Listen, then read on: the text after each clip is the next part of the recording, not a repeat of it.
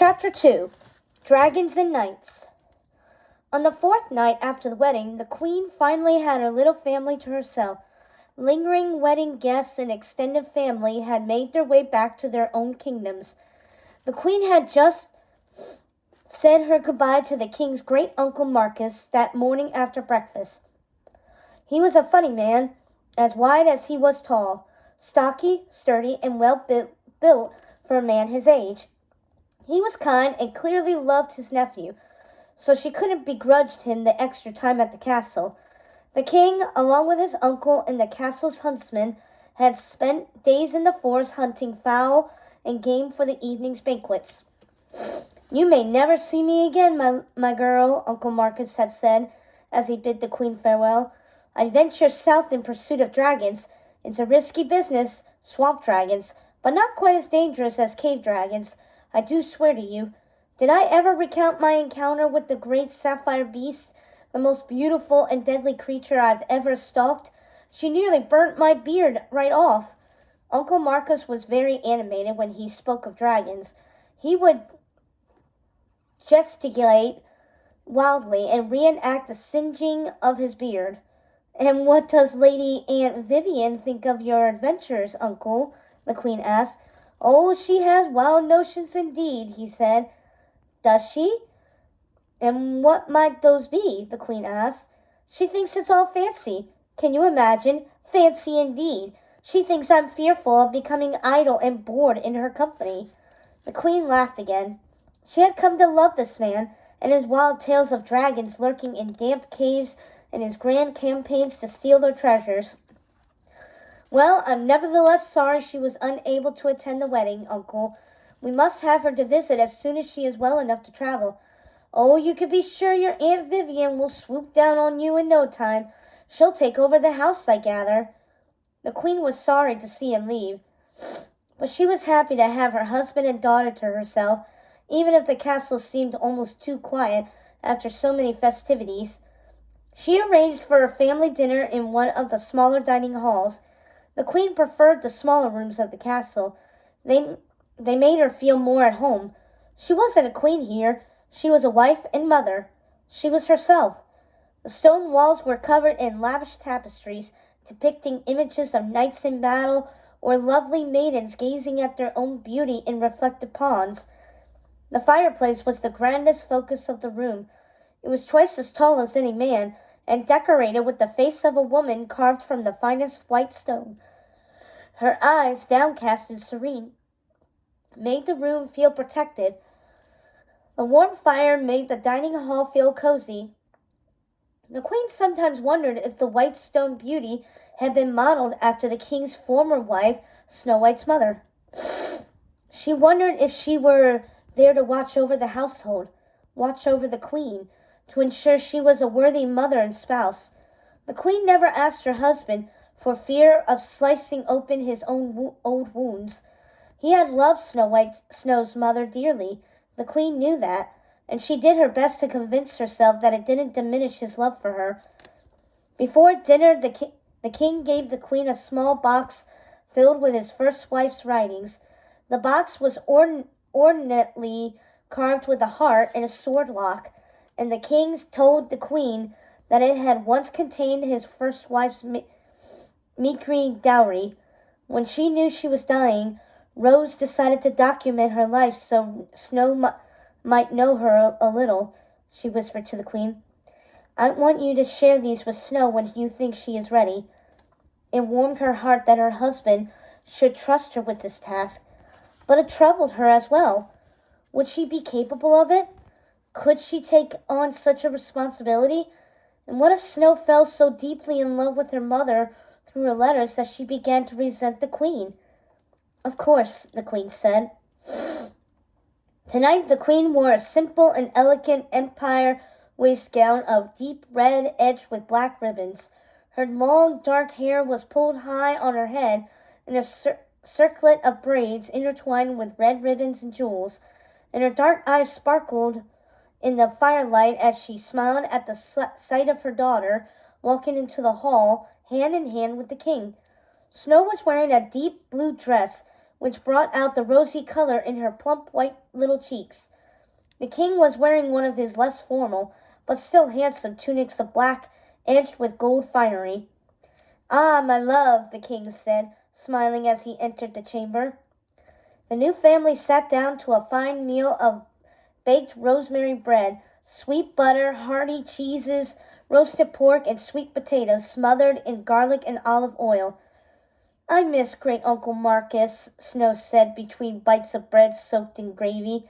The queen had cut Snow's bread into interesting shapes, soaking them in gravy in hopes of inspiring the girl's appetite. Snow was a finicky eater. "Come now, little bird, will you have no pork?" urged the queen. "I feel bad for the piggy, Mamma," said Snow. "Very well, my girl," the queen sighed. "What do you miss most about your uncle, Snow?" her father asked. "I want to hear more about dragons, Papa," Snow said, her eyes lighting up as she straightened her back and pretended to be one of the rare breed of ice breathers Uncle Marcus had spoken about. The king smiled mischievously. "Oh, do you? Well, perhaps we should play a game of dragons and knights then."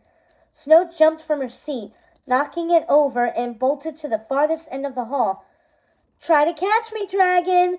the king shouted as he stood upon his chair, and with a giant roar jumped off and tore after his daughter as she screamed with peals of laughter. He gathered her into his arms and smothered her with kisses. "Save me, Mama! The dragon is getting me!" The queen laughed. She considered the gorgeous stone woman. She was gazing at her, smiling down upon all of them.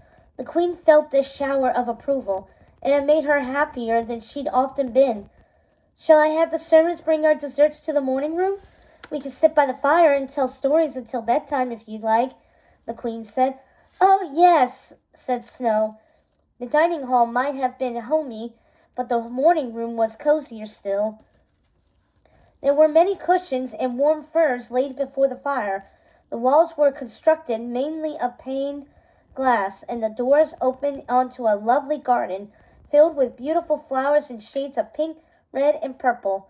During nighttime hours, it was lit with candles and torches. The three snuggled together in the morning room, eating strawberries and cream. A storm had stirred up, and rain pelted the windows. Snow's eyes looked heavy, and the king told her it was time for bed. "No, Papa, just one more story, please," Snow pleaded. "I've no stories left in me this night, child. We'll continue tomorrow." "Mama, you tell me a story about dragons, please." The queen looked at her husband nervously. The king shrugged. Unable to deny her little bird anything, the queen put aside her inhibitions and complied. "Once, a very long time ago, a sad, lonely, and greatly misperceived woman enchanted a young princess into a deep sleep for her own safety." "Why was she sad, Mamma?" Snow interrupted. The queen thought about it for a moment and said, "I think it was because no one loved her." "Why?" asked the child. "Because she didn't love herself. She feared rejection because she was so unlike anyone she'd ever known. She was so full of fear that she sequestered herself away. This sad woman's only companions were striking blackbirds that soared in the skies around her home, perching in trees and on ledges, gathering information so she would have news of the outside world. That is how she learned of the princess's christening. No one understood why the woman was so angry for not being invited to the christening. But you see, my little bird, she knew something the girl's parents and fairy godmothers did not." "I thought you were going to tell me a story about dragons, Mamma," Snow interrupted again. "I am, my dear. For you see, this was no ordinary woman. She could turn into a dragon, and when she did, she was a fierce, frightening creature." "Really?" Snow's eyes were closing, heavy with tiredness. "Indeed, but we are getting ahead of the story." Before she could continue the tale, Snow had fallen asleep in her arms. The king took his wife by the hand and looked at her tenderly. The firelight flickered upon his face, transforming him from a king into something more like an angel. You have already become a mother to her, and I adore you all the more for that. I'm sorry to be away from you so soon after our guests have left, my love, he said with a sincere gaze. Away? The queen asked, taken aback. My queen, I am not a king who sends my men off to die in battle without sharing in that risk. If we are fighting for something, some worthy cause, then it should be worth my life as much as the lives of my men. The queen thought this was an honorable and valiant ethic, but it did not alter the fact that the thought of her husband out on the battlefield paralyzed her with fear. And how could it be that he would rather be in battle with his life on the line when he was king and could choose to be home with her? Was he choosing his duty over his love for her? And shouldn't she and Snow be paramount in his life? And then a more worrisome thought entered her mind. Perhaps his loving words to her since his courtship had been untrue, and he wanted nothing more than to escape her, even if it meant certain death. We will have to make the most of our time together then, she said, crestfallen.